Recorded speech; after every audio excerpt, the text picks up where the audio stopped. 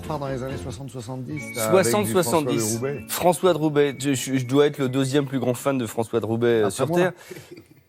Ah, donc on est 3. On est 3, voilà. Bah, on est autour de la table.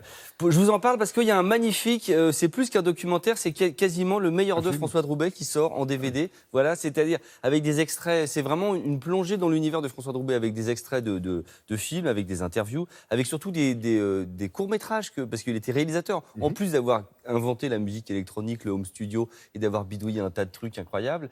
Voilà, vous avez plein de choses extrêmement touchantes, même si vous n'êtes pas fan absolument de François de Roubaix. Comment ne pas être fan? Le mec qui a écrit Chapi Chapeau, le mec qui a écrit la musique du Vieux Fusil, de la Scoumoune, de Boulevard du Rhum, franchement, enfin voilà quoi. Et là, ce qui nous a il y a 40 ans. Hein. il y a exactement accident de plongée, Ouais. il nous a quittés très jeunes.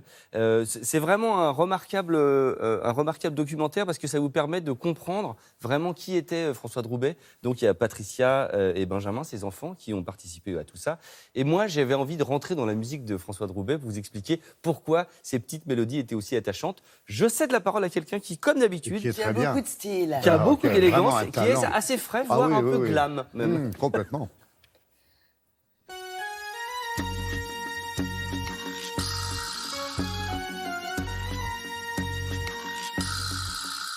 C'est ça François de Roubaix, mais pas que. François de Roubaix a écrit des dizaines de musiques de films et des génériques que vous avez dans l'oreille sans savoir que c'est lui. Bah si, par exemple, en 1969, Dernier domicile connu. Mais si, bien sûr que vous le connaissez. Des petits staccatos de violoncelle comme ça, qui montent et qui se baladent. Ça vous dit peut-être quelque chose parce que monsieur Robbie Williams a utilisé en 2000 avec son titre suprême. Je sais que vous ne me croyez pas. C'est pas grave, démonstration. On commence par le titre de Robbie. Ça ressemble, hein. Robbie. Maintenant, Roubaix. On passe à Robbie. Roubaix. Oh, je vous dis que c'est la même chose.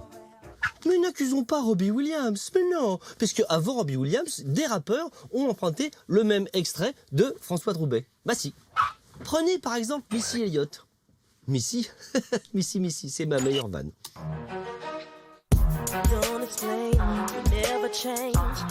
Il est trafiqué, mais c'est la même chose. Et si jamais vous aviez un doute, imaginez que quelques années plus tard, Bowo, Little Bowo, puisqu'il était petit à l'époque, eh bien, a utilisé le même extrait. C'est open bar alors de Roubaix, alors c'est ça, tout le monde se sert alors.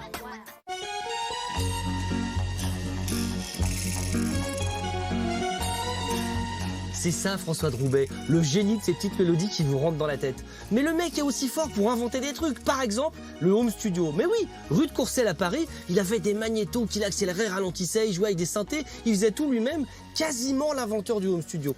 Et je vous le prouve avec un des monuments de François de Roubaix, Chapi Chapeau, pas d'abo, Chapeau Chapi, pas d'habit. Vous le connaissez par cœur, réécoutons-le. Un petit piano avec une voix. Qui se cache derrière cette voix? Je vous propose de ralentir un tout petit peu cette musique. Chapi chapeau, patapou, chapeau chapi, patapi, biribibi. Et je vous propose de ralentir encore un petit peu plus et vous allez découvrir que en fait, c'est la voix de François de Roubaix. Chapi chapeau, patapou, chapeau chapi. C'est super émouvant, hein? Biribibi, rabada. Extraordinaire. J'étais très très content de ça. Donc voilà, François de Roubaix, c'est le moment ou jamais de découvrir son univers dans ce magnifique coffret. Voilà, il y a des publicités, il a fait plein de musique de pub aussi. Je sais pas, à mon avis, il devait dormir une demi-heure par nuit, c'est pas possible quoi. Oui, Le nombre de trucs qu'il a, comme nous tous. Lui.